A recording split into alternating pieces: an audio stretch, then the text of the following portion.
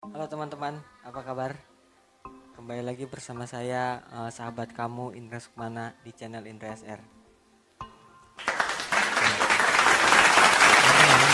Kalau kita bicara soal rezeki, sepertinya tidak ada habisnya ya. Ada aja permasalahan hidup yang selalu kaitannya dengan masalah rezeki.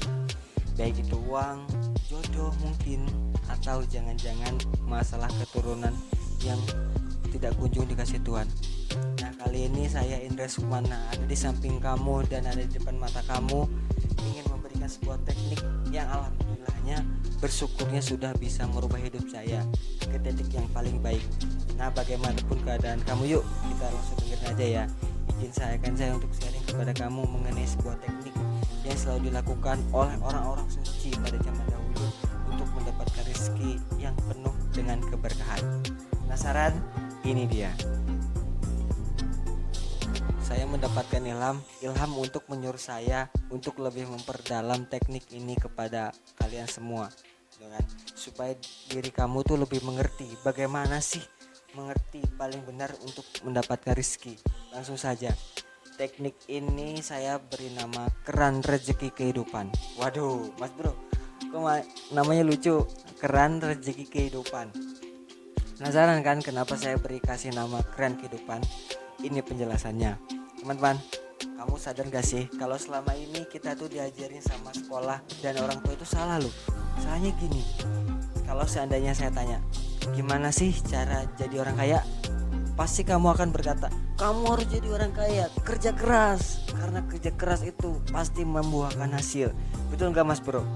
Saya jawab, tahu dari mana? Sekarang buka mata kamu deh.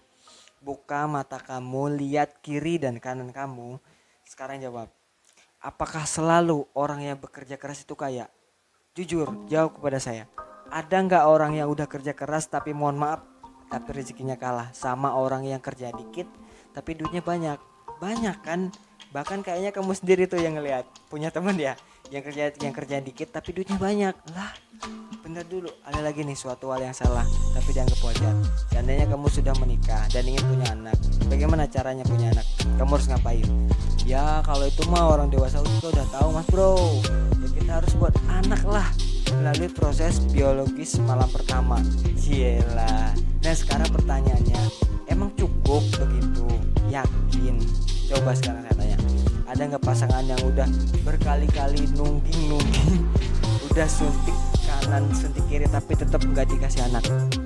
Banyak yang udah berkali-kali berusaha buat anak tapi nggak jadi anak. Berarti kita nggak berkuasa kan? Sadar nggak sih? Nah begitu juga soal jodoh nih. Bagaimana cara mendapatkan jodoh? Oh kalau jodoh itu gampang Mas Bro. Kita cukup jadi orang ganteng, cukup jadi orang kaya, cukup jadi orang cantik, cukup jadi orang bohai gitu aja. Bener gak?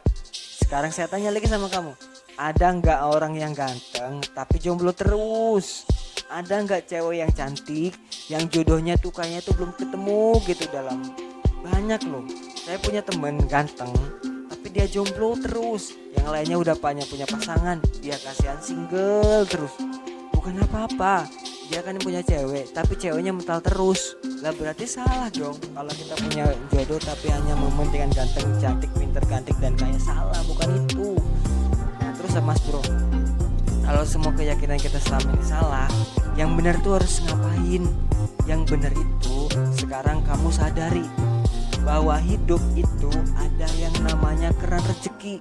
Sekarang tolong kamu bayangin keran deh, bayangin keran di kamar mandi yang biasa kamu gunakan untuk mendapatkan air untuk mandi, cuci baju, cuci tangan, cuci piring. Sekarang bayangin keran. Sekarang saya tanya, bagaimana caranya kita seandainya ingin mengambil air dari keran tadi?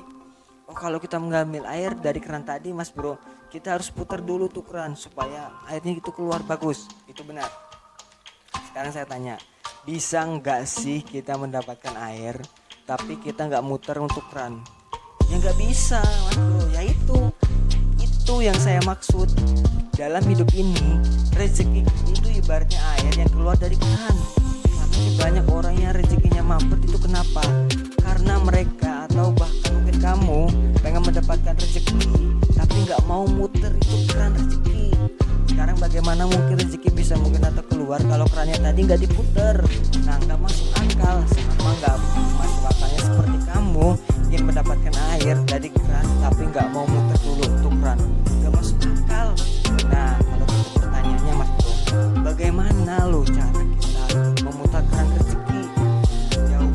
adalah dengan mengetahui dulu siapa yang memiliki keran rezeki kita.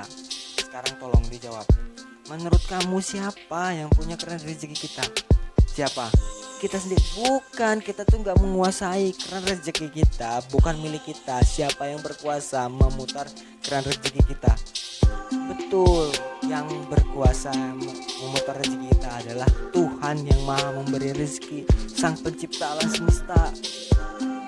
Selama ini manusia tuh ngotot.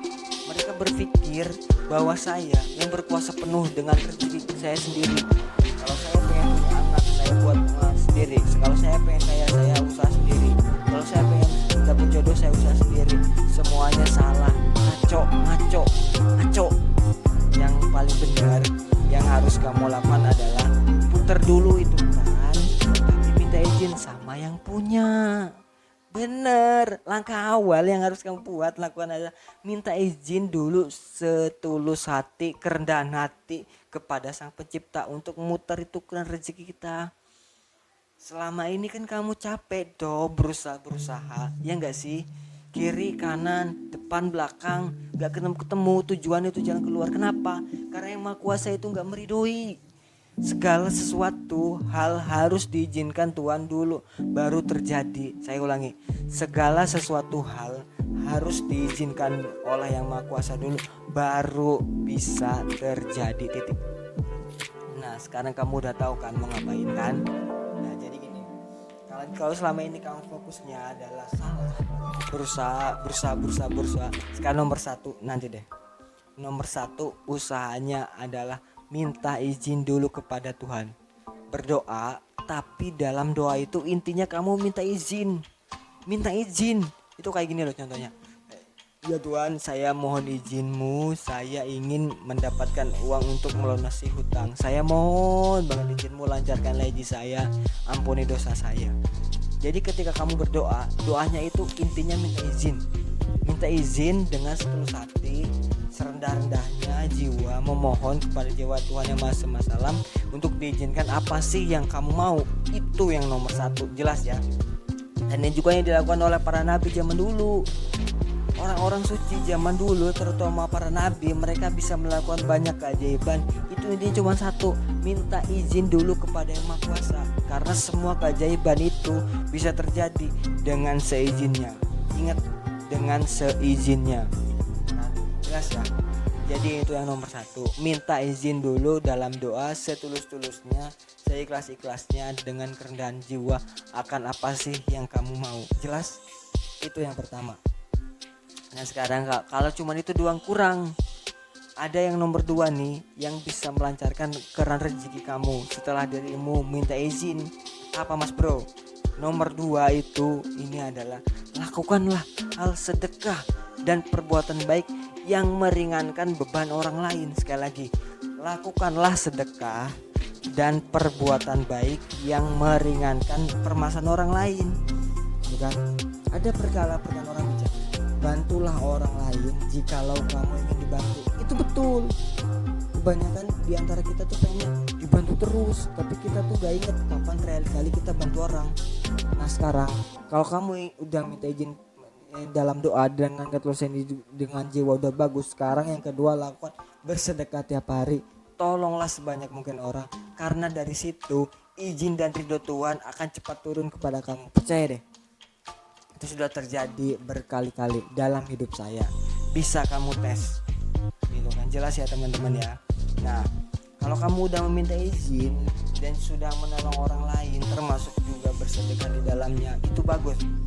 Tapi kurang bagus, kurang abdol kalau tidak melakukan hal yang ketiga. Yang ketiga itu adalah apa mas bro? Berjuang atau berikhtiar secukupnya. Orang itu kan selama ini sama kayak kamu salahnya. Salahnya kamu di mana tadi? Salahnya adalah berjuangnya nomor 1, itu salah. Berjuang itu tuh jangan nomor 1, nomor 3. Sekali lagi nomor 3. Setelah minta izin dalam doa, menolong orang banyak dan bersedekah, baru berjuang. Itu pun secukupnya, nggak usah ngotot apalagi maksa. Secukupnya. Mungkin kamu kalau belum mempraktekkan ini nggak akan percaya. Apa amat sih kalau gini doang rezeki saya apa ini? Dicoba dulu deh.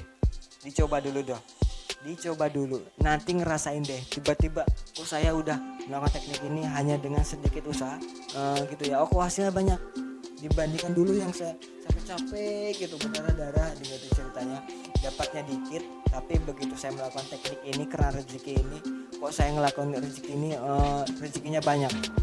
Nah itu bisa terjadi karena adanya izin Tuhan di dalamnya. Masuk akal kan? Nah itu tadi. Makanya dipraktekin. Cara ini bisa kamu lakukan untuk mendapatkan rezeki berupa uang, anak, bahkan juga jodoh. Bisa juga mungkin kamu keinginan punya pekerjaan lagi nganggur, sama lakukan deh hal ini ya, untuk mendapatkan hal-hal yang ingin kamu sekali dapatkan. Tapi ingat ya, kalau memang izin Tuhan tidak turun untuk hal yang kamu minta, nggak usah marah. Itu berarti yang terbaik untuk kamu saat ini. Tidak semua keinginan kita harus terkabul, karena yang maha kuasa, yang maha bijaksana paling tahu apa sih yang pantas buat kamu untuk dikabulkan buat kita, dan yang pantas untuk ditunda. Oke? Lakukan ini semua deh, dan kamu rasakan perbedaannya sama seperti yang terjadi dalam hidup saya. Gimana? Mantap kan?